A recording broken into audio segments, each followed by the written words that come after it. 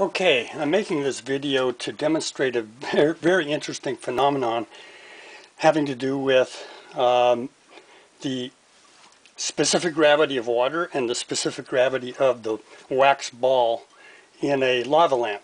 I've just popped the cap off this thing and replaced the water with clear water and let it warm up. This is a little insulator helping me keep the heat in to speed up this process. And now I'm at that magical point where, I've also added the 4 drops of detergent which act as a surfactant to reduce the surface tension of the wax so that it can do its thing. This is the most exciting part of this whole process. This is salty water, and I'm adding it 1 pipette full at a time in order to change the specific gravity of the water. And watch what happens when I do that.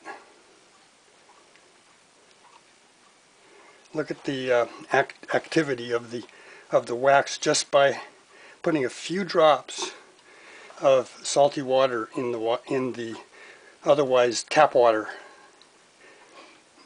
It was at rest, sitting at the bottom, and now with 1 pipette, of course this is about the 20th pipette I've put in there.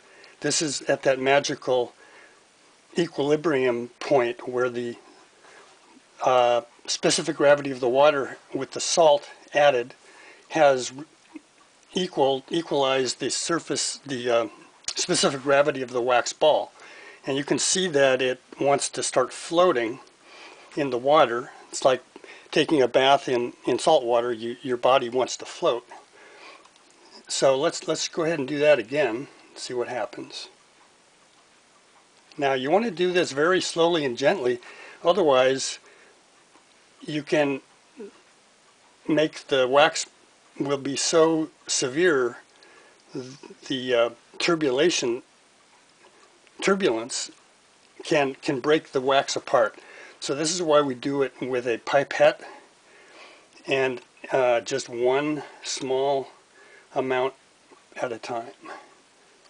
And you can actually see it, the saltiness of the water fall, and as it falls it hits the wax ball, and it's at such an equilibrium that it starts doing its lava lamp thing. Now the trick on this is to not go too far. If you do, then all the wax just goes to the top and sits there. So over time, it takes a long time. You want to let this be just at the right temperature. I'm using this insulator just to speed things up a little bit. It's actually too hot, hotter than it will be without this. So I'll just keep going, and I'll come back in half an hour or so after doing this a few more times and show you how it turns out.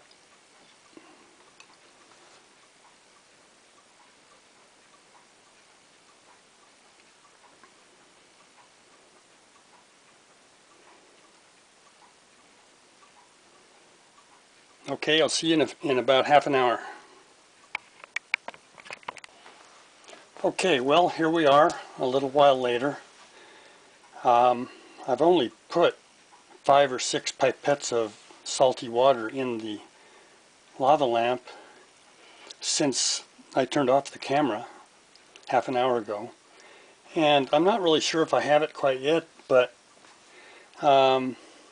it's a delicate balance.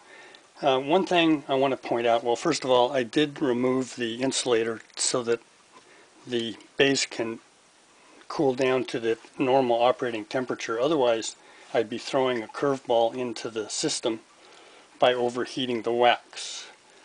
And I let it come to equilibrium at this temperature for a while. Another thing I want to point out is that I use a 40-watt bulb in here, which will fit the socket. I'm not sure what's recommended, but I've found that on these larger lava lamps you need a 40-watt bulb to heat the wax enough to get the lava effect. I'm sure everyone understands what's going on with heating the wax. It's making it expand and therefore more buoyant in the salt water. So it's acting in conjunction with the balanced equilibrium specific gravity to cause the wax to go up, cool down. Once it cools down up here, then of course it shrinks again a little tiny bit and becomes heavier, or denser I should say, and then it falls. One thing I've noticed about this one is that I've got what seems to be a plug of wax up here that doesn't want to fall. It just sits there. Now that might be because it's got surface tension and it's grabbed onto the annulus here around the bottle. I'm just not sure. Anyway, the other thing I want to point out is I think that the way to know when you're right there at that magic spot is when about half of the wax is floating and half of it is in the base, which I probably haven't quite achieved yet. I could go one or two more pipettes if I wanted to, and I probably will. But like I said, you have to let these things warm up for a few hours before they really reach their optimal behavior. So I don't want to go too far. Now another thing I want to point out is if you do feel that you've over salted it, you can go backwards. You just take a regular turkey baster. You don't want to use one that you're going to cook with because that wax is really awful stuff. And take some of the water out, quite a bit, I'd say about half the baster full. Empty that out and then put fresh water in. And that will slightly alter the ratio of salty water to tap water about as much as one pipette will increase it. So you can go backwards. It's not the end of the world. You don't have to dump all the water out just because you've overdosed it with salt. Also, this is Epsom salts in water. I don't know if it matters. It's a different chemical than table salt, which is NaCl. Somebody might want to post whether or not it makes a difference. All of the websites recommend using Epsom salts for this purpose, but I'm not sure if it's critical. If you have to go out to the store and buy some, if you don't have it, can't you just dissolve salt water, table salt in water and achieve the same effect?